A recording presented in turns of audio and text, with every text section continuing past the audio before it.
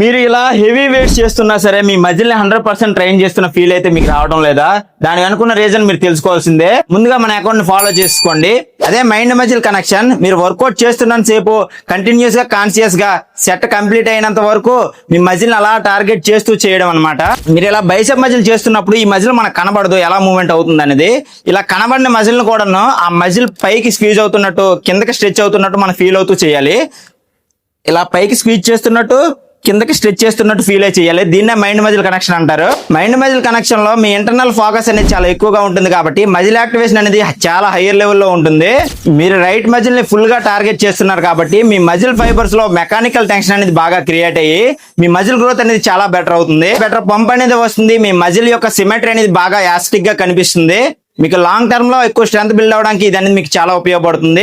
Work out చేసేటప్పుడు heavy weights తో పాటు మైండ్ మజిల్ కనెక్షన్ కలిపి చేయండి. మీకు బెటర్ రిజల్ట్స్ అనేవి వస్తాయి.